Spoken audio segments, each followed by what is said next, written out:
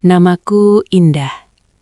Aku adalah seorang istri yang dulu percaya bahwa pernikahan adalah tempat paling aman untuk pulang.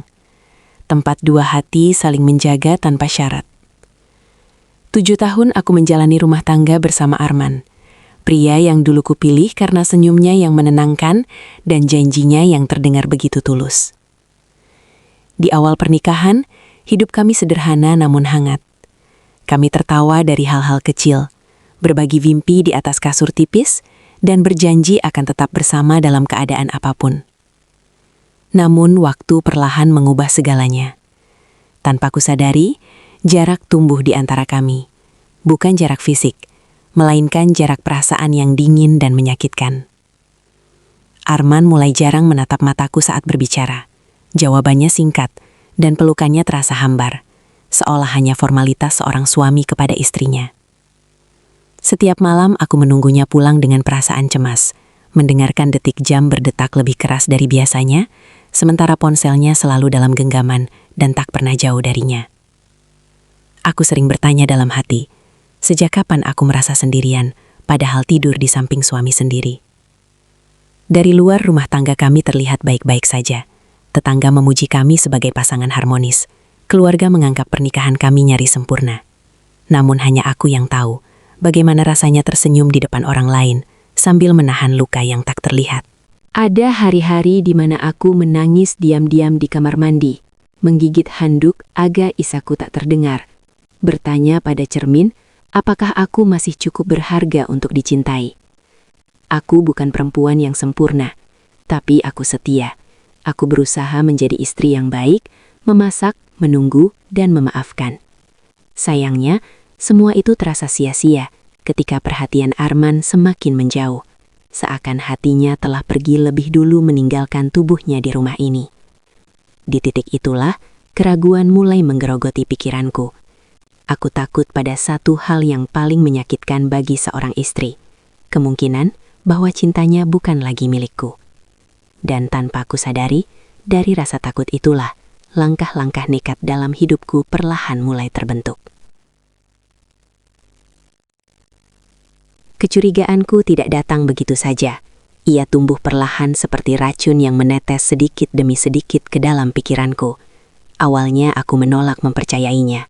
Aku selalu berusaha berpikir positif, meyakinkan diri bahwa perubahan Arman hanyalah akibat tekanan pekerjaan atau kelelahan hidup. Namun semakin aku mencoba menutup mata, semakin banyak tanda-tanda kecil yang justru membuka luka di hatiku. Arman mulai sering tersenyum sendiri saat menatap layar ponselnya. Senyum yang tak pernah lagi ia tunjukkan padaku. Saat kutanya, ia menjawab singkat, bahkan kadang dengan nada kesal, seolah pertanyaanku adalah gangguan yang tak penting. Ponselnya kini selalu ia bawa kemanapun, bahkan ke kamar mandi, sesuatu yang tak pernah ia lakukan sebelumnya. Setiap kali ada pesan masuk, ia refleks memiringkan layar, seakan ada rahasia besar yang tak boleh aku ketahui. Malam-malamku dipenuhi kecemasan. Aku terbangun di tengah tidur hanya untuk memastikan ia masih ada di sampingku. Meski keberadaannya terasa semakin jauh.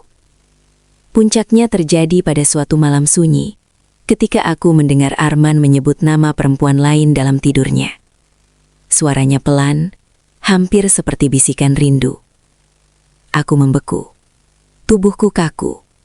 Jantungku berdegup tak beraturan. Nama itu terus terngiang di kepalaku hingga pagi datang, membuatku sulit bernapas. Sejak saat itu, duniaku seakan retak. Aku mulai memperhatikan setiap geraknya, setiap perubahan sikapnya, dan setiap kebohongan kecil yang keluar dari mulutnya. Aku membenci diriku sendiri karena berubah menjadi istri yang penuh kecurigaan. Namun rasa takut kehilangan membuatku tak mampu berhenti. Aku merasa bersaing dengan bayangan perempuan yang bahkan tak kukenal. Berusaha menjadi lebih baik, lebih sabar, lebih pengertian.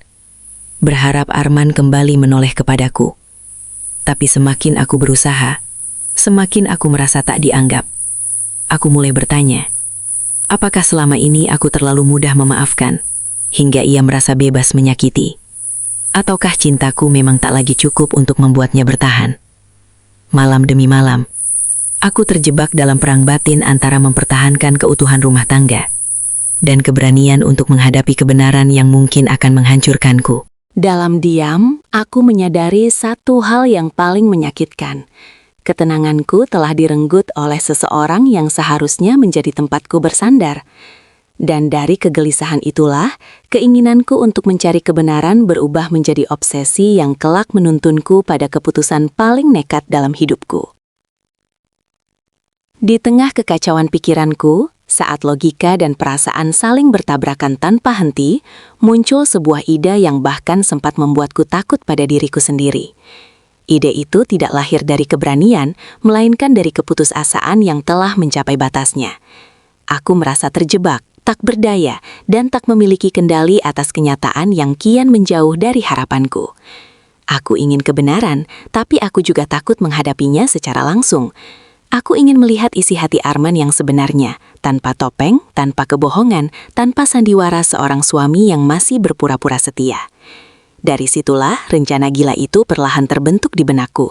Aku akan berpura-pura koma.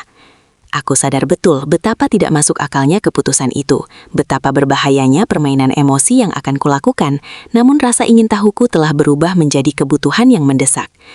Aku ingin tahu apakah Arman akan bertahan, berdoa dan setia menungguku, atau justru melepaskan aku dengan mudah saat mengira aku tak lagi sadar.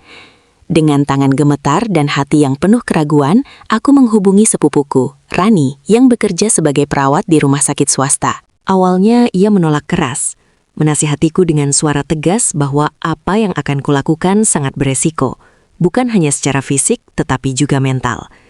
Namun setelah mendengar ceritaku, tangisku, dan ketakutanku kehilangan segalanya, Rani akhirnya luluh. Ia membantuku menyusun skenario yang tampak masuk akal di mata orang lain. Aku dibuat seolah mengalami kelelahan ekstrim dan syok emosional yang menyebabkan penurunan kesadaran. Saat hari itu tiba, tubuhku benar-benar terasa lemas, entah karena stres atau karena pikiranku sendiri yang telah menyerah. Aku dibawa ke rumah sakit, dikelilingi suara alat medis dan wajah-wajah cemas yang tak mampu memberiku ketenangan. Ketika dokter mengatakan bahwa aku belum sadar dan perlu observasi intensif, aku merasakan campuran rasa takut dan lega. Takut karena aku telah melangkah terlalu jauh, lega karena akhirnya aku akan melihat kebenaran tanpa harus bertanya. Aku berbaring di ranjang rumah sakit dengan mata terpejam, napas teratur, dan hati yang berdebar lebih kencang dari mesin monitor di sampingku. Dalam diam, aku berjanji pada diriku sendiri bahwa apapun yang akan kulihat dan kudengar nanti, aku harus siap menerimanya. Meski jauh di lubuk hati terdalamku, aku masih berharap rencana ini akan membuktikan bahwa semua ketakutanku salah, bahwa Arman masih mencintaiku, dan bahwa aku tidak sendirian dalam pernikahan ini. Namun aku tak tahu, keputusan nekat ini justru akan membuka pintu menuju kenyataan paling menyakitkan dalam hidupku. Hari-hari pertamaku di rumah sakit dipenuhi aroma obat, suara langkah kaki perawat, dan bunyi mesin monitor yang berdetak pelan mengikuti ritme jantungku. Aku terbaring diam, mata terpejam, tubuhku seolah tak bernyawa. Namun kesadaranku justru terasa begitu tajam. Setiap suara, setiap bisikan, setiap sentuhan terasa lebih jelas dari sebelumnya. Saat Arman pertama kali masuk ke kamar perawatan, aku langsung mengenali langkah kakinya. Ada jeda ragu sebelum ia mendekat, lalu tangannya menggenggam jemariku dengan erat. Aku hampir menangis saat mendengar suaranya bergetar memanggil namaku berulang kali, seakan takut aku benar-benar pergi. Ia berbicara padaku tentang kenangan kami, tentang awal pernikahan, tentang janji yang pernah kami ucapkan di hadapan Tuhan. Di momen itu, hatiku yang rapuh hampir runtuh. Aku nyaris menyerah pada rencanaku sendiri. Ada dorongan kuat untuk membuka mata, memeluknya, dan berpura-pura bahwa semua kecurigaanku hanyalah mimpi buruk yang tak pernah nyata. Namun aku bertahan. Aku ingin melihat sampai sejauh mana kesedihannya itu benar-benar tulus. Hari demi hari berlalu. Arman masih datang, tetapi waktunya semakin singkat. Doa-doa yang dulu ia ucapkan dengan suara lirih, perlahan menghilang, digantikan oleh keheningan canggung. Ia lebih sering duduk sambil menatap ponselnya, jarang lagi menggenggam tanganku. Kadang ia menghela napas panjang, seolah kehadiranku di ranjang rumah sakit ini adalah beban yang tak sanggup ia pikul. Aku mendengar percakapannya dengan dokter. Nada suaranya datar saat membahas kemungkinan terburuk. Kata-kata koma berkepanjangan dan tidak ada kepastian melayang di udara seperti vonis. Setiap malam aku berperang dengan air mata sendiri, menahan isak agar dadaku tak bergerak mencurigakan. Harapan yang sempat tumbuh perlahan terkikis oleh sikapnya yang kian menjauh. Aku mulai menyadari bahwa cinta yang hanya muncul saat takut kehilangan bukanlah cinta yang sanggup bertahan lama. Di balik kelopak mataku yang tertutup, aku menatap kenyataan pahit. Mungkin aku telah terlalu lama hidup dari sisa-sisa perhatian. Namun meski hatiku mulai retak, sebagian kecil diriku masih berdoa dalam diam, berharap Arman akan kembali menjadi pria yang dulu kucintai. Aku tak tahu bahwa apa yang akan kulihat selanjutnya justru akan menghancurkan harapan terakhir itu tanpa sisa. Memasuki hari-hari berikutnya, aku mulai merasakan perubahan Arman yang jauh lebih mencolok. Perubahan yang tak lagi bisa kusebut sebagai kelelahan atau kebingungan menghadapi kondisiku. Kunjungannya semakin jarang, dan ketika ia datang, kehadirannya terasa hampa. Ia duduk di kursi dekat ranjangku bukan lagi sebagai suami yang menunggu dengan harap, melainkan seperti seseorang yang sekedar menjalankan kewajiban. Tatapannya kosong, pikirannya entah melayang kemana. Aku mendengar ia sering menerima telepon di luar kamar.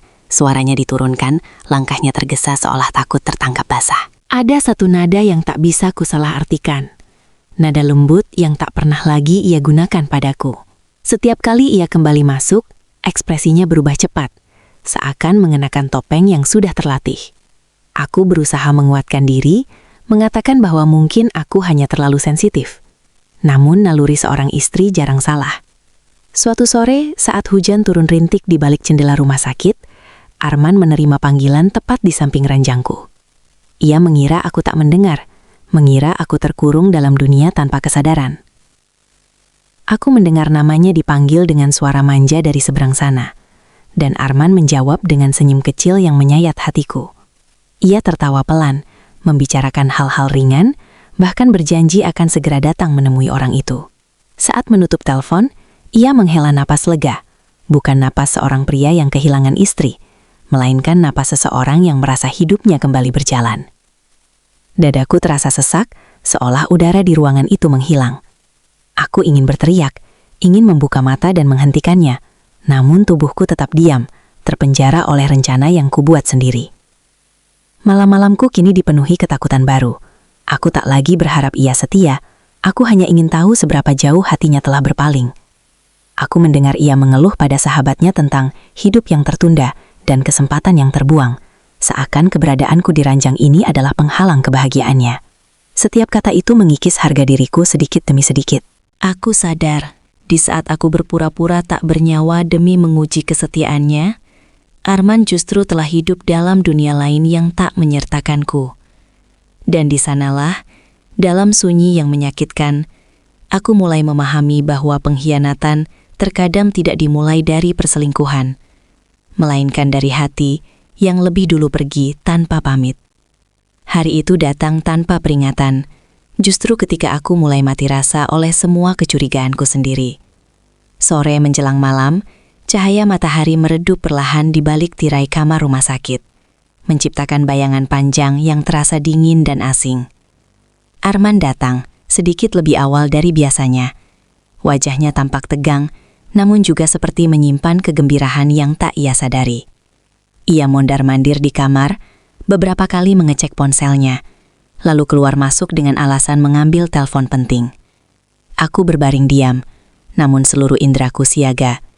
Jantungku berdegup tak menentu, seolah tubuhku tahu bahwa sesuatu yang besar akan terjadi. Tak lama kemudian, pintu kamar terbuka pelan. Seorang wanita masuk. Langkahnya ragu di awal, lalu mantap. Ia cantik dengan cara yang sederhana namun mencolok. Rambutnya terawat, pakaiannya rapi, dan wajahnya memancarkan kepercayaan diri. Cara Arman menatapnya membuat dadaku seperti diremas. Tatapan itu bukan tatapan kasihan, bukan pula tatapan seorang pria yang sedang berduka, melainkan tatapan penuh rindu yang sudah lama tak pernah ia berikan padaku. Mereka berdiri cukup jauh dari ranjangku. namun cukup dekat untuk melukai hatiku. Wanita itu bertanya dengan suara pelan tentang keadaanku. Namun nadanya datar, seolah aku hanyalah topik pembicaraan yang tak penting. Arman menjawab singkat, lalu tersenyum. Senyum yang selama ini kurindukan. Mereka berbicara seolah aku tidak ada. Seolah aku telah benar-benar pergi dari dunia mereka. Tak lama, tangan Arman terulur, menggenggam tangan wanita itu dengan gerakan yang begitu alami. Tanpa ragu, tanpa rasa bersalah. Aku ingin menjerit. Air mataku mengalir deras di balik kelopak mata yang tertutup. Namun mereka tak menyadarinya. Wanita itu duduk di kursi yang biasanya ditempati Arman. Tempat di mana dulu ia menggenggam tanganku dan berjanji akan menungguku. Kini kursi itu menjadi saksi bisu pengkhianatan. Aku mendengar mereka tertawa kecil, membicarakan masa depan, membicarakan jika nanti semua ini selesai. Kata-kata itu menghantam kepalaku berulang kali. Semua ini selesai? Apakah aku hanya sebuah penundaan? Sebuah masa lalu yang menunggu untuk ditinggalkan? Saat wanita itu menyentuh pundak Arman dengan lembut, aku merasa hatiku benar-benar hancur. Bukan karena kehadirannya, tetapi karena sikap Arman yang begitu mudah menggantikanku. Di detik itu, aku sadar bahwa ujian yang kubuat telah selesai. Jawabannya berdiri tepat di hadapanku, telanjang dan kejam. Aku mungkin berpura-pura koma, tetapi pernikahanku telah lama mati sebelum tubuhku terbaring di ranjang ini. Dan kesadaran itu lebih menyakitkan daripada apapun yang pernah kurasakan dalam hidupku. Aku tetap terbaring kaku, namun pendengaranku terasa semakin tajam, seolah Tuhan memaksaku mendengar semua kebenaran yang selama ini kutakuti. Percakapan mereka kini tak lagi sekedar bisikan. Wanita itu berbicara dengan nada lembut, penuh empati palsu, menanyakan sampai kapan Arman harus berpura-pura kuat menghadapi situasi ini. Arman menghela napas panjang, napas yang sama sekali tak terdengar seperti napas seorang suami yang sedang kehilangan istrinya. Dengan suara rendah namun jelas, ia berkata bahwa ia sudah terlalu lelah. Lelah menunggu, lelah berpura-pura berharap, lelah hidup dalam ketidakpastian. Ia mengatakan bahwa dokter pun tak bisa memberi janji aku akan bangun. Setiap kata itu jatuh ke hatiku seperti palu godam, menghancurkan sisa-sisa keyakinan yang masih kupeluk erat. Wanita itu lalu berkata, "Kamu berhak bahagia, Man. Kamu sudah cukup berkorban." Kalimat itu membuat darahku seakan berhenti mengalir. Berkorban? Apakah mencintaiku selama ini ia anggap sebagai pengorbanan? Arman terdiam sejenak, lalu menjawab dengan suara lirih yang syarat kejujuran, bahwa mungkin selama ini ia hanya bertahan karena rasa kasihan, bukan karena cinta. Aku hampir berhenti bernapas. Ia melanjutkan dengan mengatakan bahwa bersamaku, hidupnya terasa stagnan, tak ada warna, tak ada semangat. Dan bersama wanita itu, ia merasa hidup kembali. Mereka lalu membicarakan rencana-rencana kecil, tentang pergi keluar kota, tentang memulai hidup baru setelah semuanya jelas. Wanita itu menggenggam tangan Arman lebih erat, seolah memberi jaminan bahwa ia akan selalu ada. Aku mendengar Arman berkata bahwa ia merasa bersalah, namun tak ingin terus hidup dalam kebohongan. Ia bahkan sempat bertanya, apa aku egois kalau memilih bahagia? Wanita itu menjawab tanpa ragu bahwa kebahagiaan tidak pernah egois. Disitulah aku benar-benar runtuh. Tidak ada lagi pembelaan untuknya di dalam hatiku.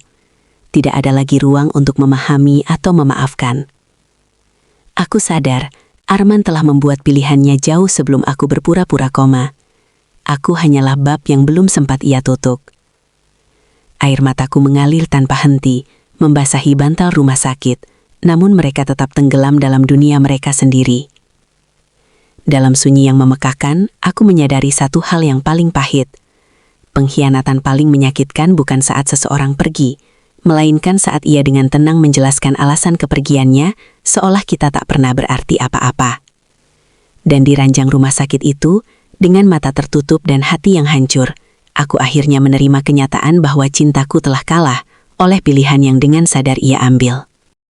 Setelah percakapan itu berakhir dan langkah kaki mereka menjauh dari kamar, kesunyian menyergapku dengan cara yang paling kejam. Tidak ada lagi suara tawa, tidak ada lagi bisikan. Hanya dengung mesin medis dan detak jantungku sendiri yang terdengar semakin nyaring. Seolah ingin mengingatkanku bahwa aku masih hidup, meski perasaanku telah mati berkali-kali.